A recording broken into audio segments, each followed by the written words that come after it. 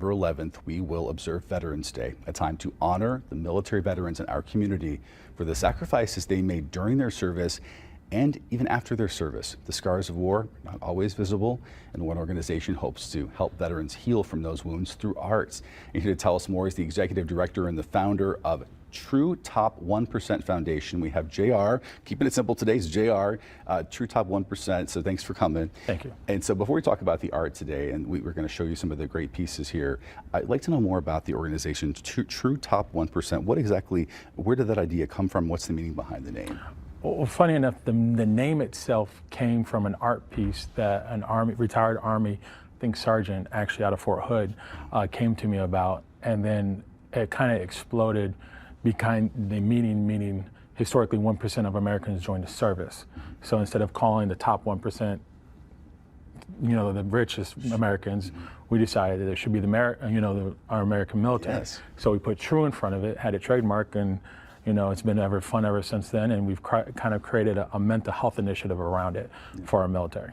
And I know that when you talk about some of the issues that people deal with after service, after active duty, there is the term PTSD, but you prefer the term PTS. And I've heard this before. I believe George W. Bush uses the term PTS. Can you tell us about that a little bit more? So PTSD was actually created by 3 Vietnam veterans and 2 psychiatrists back in 1980. Before that, all these different, what are they called? Anyways, it was usually focused in the schizophrenia format. So now it's only 40 some odd years old, but disorder just has a negative connotation and kind of hurts the healing process of a veteran to say you have a disorder of basically memories coming back, and it's like you're reliving it. A smell, a scent, someone saying something, a loud bang can actually literally re-put you back into the same situation like you're reliving it. And what we've found is art can be a great healer in that, but we don't want to hinder it even more. So we try to, cultivate different ideas and ways to do it. Certainly. And, let's talk about the programs that you offer. And one of those is providing art supplies to veterans. How does that work? So it's a free program. The only charge we ask for is your line of service. So if you have military ID, retired, VA card, something like that, as long as you show us that via email or however you're introduced into it, a list of the supplies you need, and where to send it to. That's all we ask. You get 1 request per every 3 months. We've raised the limit to $150 per request, and you don't have to cram it all in one email or at one time. You can do it. You can change your mind. You can add to it 3-6 months down the road. You want some more supplies, just shoot us an email. You'll be in the system as a veteran, so you don't have to go through the whole process all over again. I bet that's a very popular program, but you have many of them and many programs. What else do you offer? So we offer 4 right now, specifically targeting art. One of which is our beer bottle technique, which is an art therapy focused on alcoholism, which is what these are made out of. You paint using the beer bottle. It's the most self-destructive form of self-medication that's linked to 22% of veteran suicides. So what we've done is we found your vice, Corona, Modelo, vodka, whatever you drink, and we give it to you, empty, clean of scent, so you can physically see the demon you're battling internally manifest as you're painting with it over the course of 8 to 12 weeks.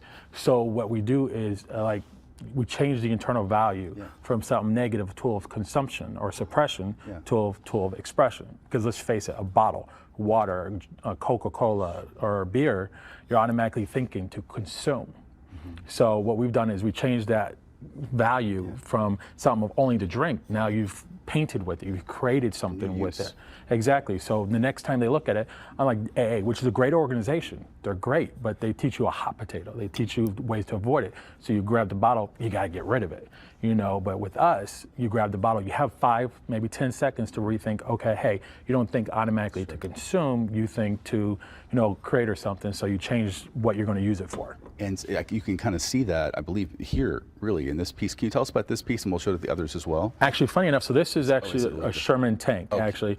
So one of the ways we fundraise is we sell artwork. These are just pieces that I've just thrown together. I wanted to paint, and I actually met the great nephew of General Sherman, which the tank was named after, in Elkhart, Indiana, and I got a picture with him. I wish I had it. But this is just a fun way of different techniques we can use with the bottle. This is done with a little smaller bottle, a shooter bottle.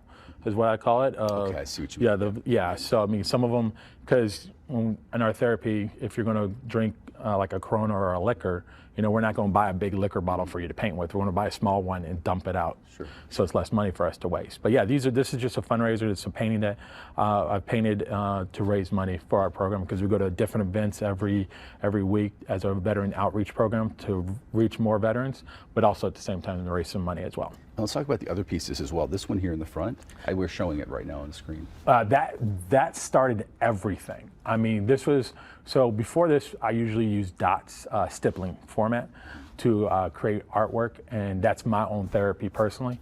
And then I saw a guy online from France, Nicholas Yalt Arst III, who created the beer bottle technique. He's the beer bottle man. And I told him, hey, I want to steal your technique. Can you teach me how to do it? Like for about 2-3 months, we went back and forth. I showed him that piece, well, the original one I did, and he was like, that's amazing, keep doing what you're doing. And then ever since then, I've just been growing on it, and that has been one of the favorite pieces that people see at fairs and whatnot in my shows.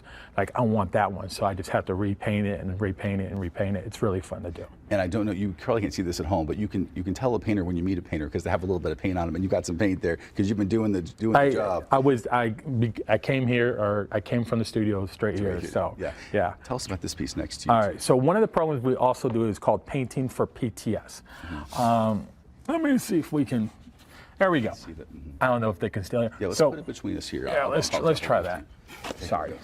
So this is actually based off of a local Army veteran who's in Coryell County, and basically the whole concept is we reach out to veterans, or they reach out to us, they tell their story as a therapeutic release, and then we create an image out of that time in service, and then we give it back to them. We'll paint it, we'll draw it, we'll sculpt it, we'll carve it, whatever it is, and then after we're done with it, they get to keep it free and clear, no copyrights, we don't reproduce it. I mean, unless we hear you have sold the artwork, then the copyright's off the board, we reproduce it however we deem. But if you hand it down to a family member or whatever, if you keep it for yourself or for memory or for what it's used for, then we don't charge, we don't ask for anything in return. It's yours as a thank you for your service. This is actually, he was a training officer in the military, in the Army, and he always had to say, get down. Yell to him, get down during the training. And he yelled it so much that there were quite a few times where the soldiers would come back. He would meet them later on in life at a bar or somewhere else, and they would say, hey, you know what, you saved my life. All I could hear in the background when shots started going was you saying, get down.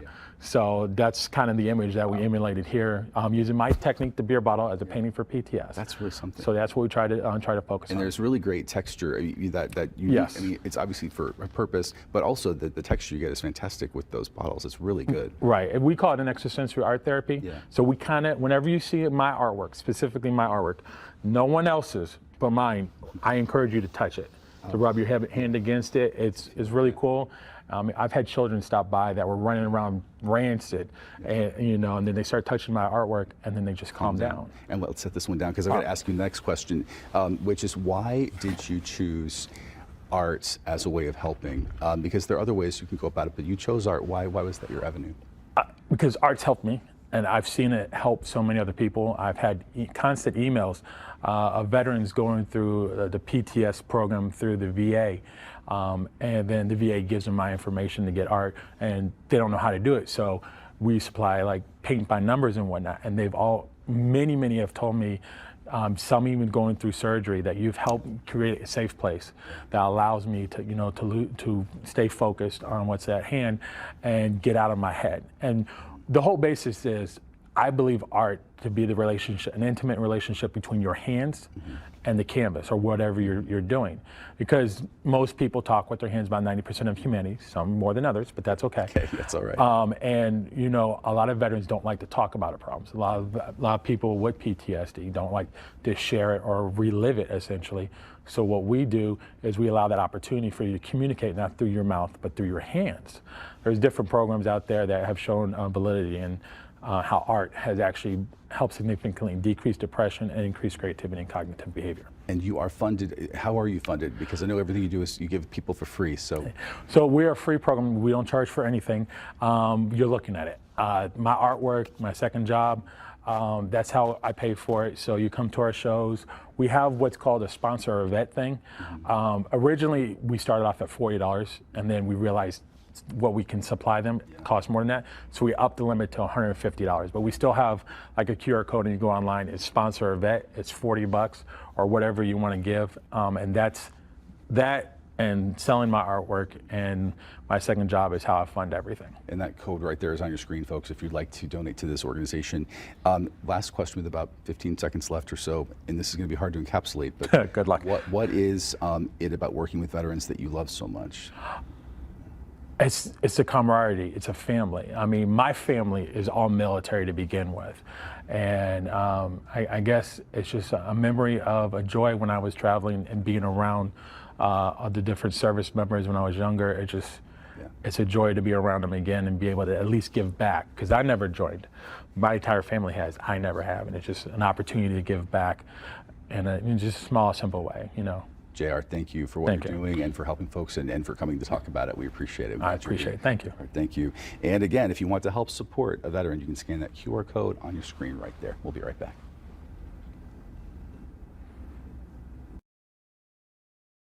You never know what life has in store for you. Well, I waited for 2 weeks, but the last 10 minutes I couldn't hold it anymore. And we all take time for granted. He wanted to go a different direction. I was like, come on, let's go. But sometimes time is not as timeless as we'd like to think. Wanted to do something special before it was too late.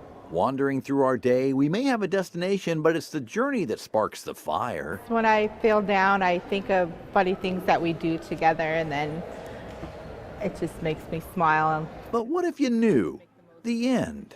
I try not to cry, but I cry. Arliss and Edward LeBeer found love and each other late in life. Every day is the best day to be with him. I love you. But after almost 2 years of marriage, Edward got the news. As he has stage 4 glioblastoma. Glioblastoma, an aggressive grade 4 brain cancer that doesn't care about time. They said either 1 to 2 years. Knowing now the burden, and time has become the precious moments and memory gems that will bond these two, so it happened. I love that song, and I've been trying to give him little hints by playing the song every day. The song is The Best by Tina Turner. My wife chose that song for us, so that's our anniversary song.